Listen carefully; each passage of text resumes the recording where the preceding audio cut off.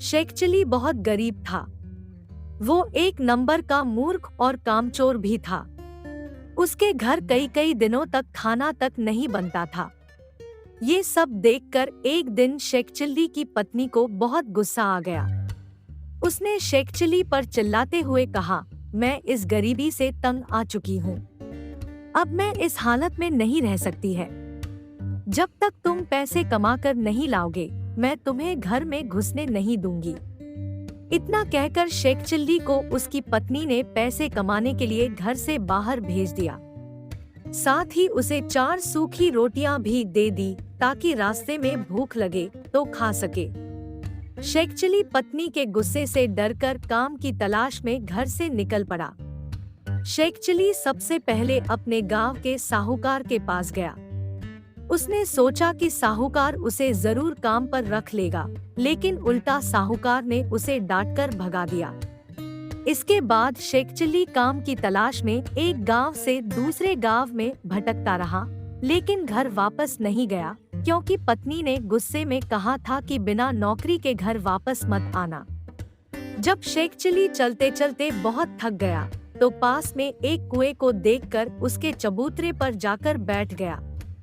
अब उसे तेज भूख भी लग रही थी, तो उसने अपनी पायटली से सूखी रोटियां बाहर निकाली, लेकिन उसे इतनी तेज भूख लगी थी कि इन 4 रोटियों से उसका पेट नहीं भरने वाला था। रोटियों को देखकर वो बार बार सोचने लगा कि अगर सारी रोटियां उसने अभी खा ली तो बाद में क्या करेगा। इसी उधेड़बुन में शेख चिल्ली हर बार रोटियों को पोटली से निकालकर गिनता और वापस अंदर रख देता। आखिर में जब उसे कुछ नहीं सूझा, तो उसने कुएं के देवता से मदद मांगने की सोची। वो कुएं के सामने हाथ जोड़कर खड़ा हो गया और बोला, हे प्रभु, अब आप ही मदद करो। मुझे तेज भूख लगी है, लेकिन इन 4 रोटियों से मेरा पेट नहीं भरने वाला, और इन रोटियों को अभी खा लिया तो कल क्या खाऊंगा। मुझे तो अभी कोई नौकरी भी नहीं मिली है। अब तुम ही बताओ कि मैं क्या करूं? 1 खाऊं, 2 खाऊं, 3 खाऊं या चारों खा जाऊं? अब उस कुएं में कोई देवता तो रहता नहीं था जो उसके सवालों का जवाब देता। उल्टा कुएं में 4 परियां रहती थी, जो शेख चिल्ली की बातें सुनकर डर गई। उन्हें लगा कि कुएं के बाहर कोई राक्षस आया है जो उन्हें खा जाएगा। बस इसी डर के मारे चारों परियां राक्षस से दया की भीख मांगने कुएं से बाहर निकल आईं। कुएं से बाहर आते ही उन्होंने शेख चिल्ली के आगे हाथ जोड़कर कहा, हे राक्षस राज, आप बहुत शक्तिशाली हैं। आप बेवजह चारों को खाने के बारे में सोच रहे हैं। अगर आप हम पर दया करें तो हम आपको कुछ ऐसी चीजें दे सकती हैं तो आपके बहुत काम आएंगी। परियों को अपने सामने देखकर शेख चिल्ली हैरान रह गया और समझ नहीं आया कि वो परियों से क्या बोले। शेख चिल्ली को चुप देखकर परियों ने समझा कि राक्षसराज ने उनकी बात मान ली है। इसलिए उन्होंने शेख चिल्ली को एक कठपुतला और एक कटोरा देते हुए कहा, हे राक्षसराज, यह कठपुतला आपकी हर बात मानेगा। आप जो कहेंगे ये वो ही करेगा, और ये कटोरा आप जो खाना चाहेंगे वह आपको खाने के लिए देगा। यह कहकर परियां कुएं में वापस चली गई। यह सुनकर शेख चिल्ली बहुत खुश हुआ और सोचा कि अब उसे घर वापस चले जाना चाहिए। ये सारी चीजें देखकर उसकी पत्नी बहुत खुश होगी, लेकिन तब तक बहुत रात हो चुकी थी, इसलिए वो पास के एक गांव पहुंच गया। वहां उसने एक आदमी को रात भर के लिए अपने घर में ठहराने की प्रार्थना की। उसने वादा किया कि इसके बदले वो उसे और उसके परिवार को अच्छी मिठाइयाँ और पकवान खिलाएगा। यह सुनकर वह व्यक्ति शेख चिल्ली को अपने साथ घर के अंदर ले गया। जब घर के सभी सदस्य एक कमरे में बैठे हुए थे, तभी शेख चिल्ली ने अपना कटोरा निकाला और उसे तरह तरह की मिठाइयाँ और स्वादिष्ट खाना देने के लिए कहा। इतना कहते ही वहाँ मिठाइयों और तरह तरह के व्यंजनों का ढेर लग गया। जब सभी ने पेट भरकर खाना खा लिया, तो घर के मालिक की पत्नी बर्तन साफ करने के लिए जाने लगी, लेकिन शेख चिल्ली ने उसे रोक दिया और कहा कि मेरा कठपुतला ये सारे बर्तन साफ कर देगा। इतना कहना भर था कि कठपुतले ने चुटकियों में सारे बर्तन साफ कर दिए। शेख चिल्ली के कटोरे और कठपुतले का कमाल देखकर घर के मालिक और उसकी पत्नी के मन में लालच आ गया। फिर शेख चिल्ली के सोते ही उन्होंने उसके झोले से सारी चीजें चुरा ली और उनकी जगह नकली कटोरा और कठपुतला रख दिया। अगली सुबह शेख चिल्ली उठा और हाथ मुंह धोकर झोला उठाकर घर की ओर चल दिया। घर पहुंचते ही उसने पत्नी के सामने बड़ी बड़ी डींगे मारनी शुरू कर दी। शेख चिल्ली बोला, भाग्यवान, अब तुम्हें कोई भी काम करने की जरूरत नहीं है और न ही खाने पीने की चिंता करने की जरूरत है।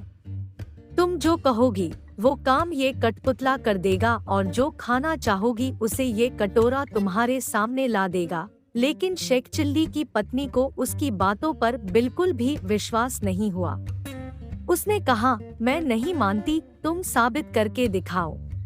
फिर क्या था, शेख चिल्ली ने कटोरे और कठपुतले को अपना करतब दिखाने को कहा, लेकिन वो दोनों चीजें तो नकली थी, तो भला अपना जादू कैसे दिखाती।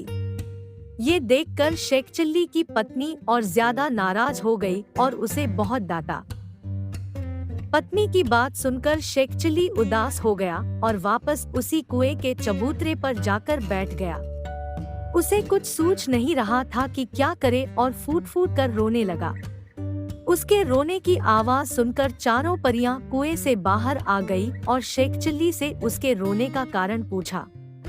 शेख चिल्ली ने सारी कहानी उन्हें कह सुनाई। उसकी बात सुनकर परियों को हंसी आ गई। उन्होंने कहा, हमने तो तुम्हें खतरनाक राक्षस समझा था, इसीलिए तुम्हें खुश करने के लिए वो करामाती चीजें दी थी, लेकिन तुम तो बहुत ही साधारण इंसान हो। तुम परेशान मत हो, हम तुम्हारी मदद करेंगी। हम तुम्हें एक रस्सी और एक डंडा दे रहे हैं।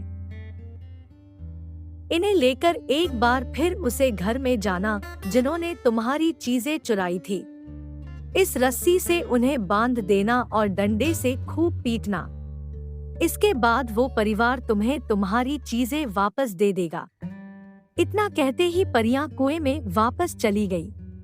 परियों की बात मानकर शेख चिल्ली फिर उसी घर में गया। उसने घर के मालिक से कहा, इस बार मैं तुम्हें नया जादू दिखाऊंगा। उस आदमी ने लालच में आकर शेख चिल्ली को फिर से अपने घर में रुकने की इजाजत दे दी। घर के अंदर जाकर शेख चिल्ली का आदेश मिलते ही जादुई रस्सी ने घर के मालिक और उसकी पत्नी को बांध दिया और डंडे ने उनकी जमकर पिटाई शुरू कर दी। दर्द के मारे दोनों पति पत्नी जोर जोर से चिल्लाने लगे और शेख चिल्ली से माफी मांगने लगे। शेख चिल्ली ने कहा, तुमने मुझे धोखा दिया है। तुमने मेरा सामान चुराकर मेरा भरोसा तोड़ा है। जब तक तुम मेरी चीजें वापस नहीं करोगे तब तक ये डंडा नहीं रुकेगा। इतना सुनते ही पति पत्नी ने शेख चिल्ली को उसकी चीजें वापस लौट दी। इसके बाद शेख चिल्ली ने रस्सी और डंडे को रुक जाने का आदेश दिया। दोनों चीजें मिलते ही शेख चिल्ली खुशी खुशी वापस घर लौट गया। शेख चिल्ली को देखकर उसकी पत्नी गुस्से में चिल्लाई, तुम फिर लौट आए। अगर तुम घर के अंदर घुसे तो मैं बेलन से तुम्हारी पिटाई करूंगी। यह सुनकर शेख चिल्ली ने मन ही मन रस्सी और डंडे को आदेश दिया कि वो उसकी पत्नी को बांधे और उसकी पिटाई शुरू कर दे। रस्सी और डंडे का कमाल देखकर पत्नी डर गई और शेख चिल्ली से वादा किया कि वो फिर कभी उसके साथ बुरा व्यवहार नहीं करेगी। इसके बाद कहीं जाकर रस्सी और डंडे से उसे छुटकारा मिला। इसके बाद शेख चिल्ली ने जादुई कठपुतले और कटोरे का कमाल दिखाया। कहानी से सीख मिलती है, हमें कभी किसी के साथ धोखा नहीं करना चाहिए और न ही लालच करना चाहिए। इसका परिणाम हमेशा बुरा ही होता है।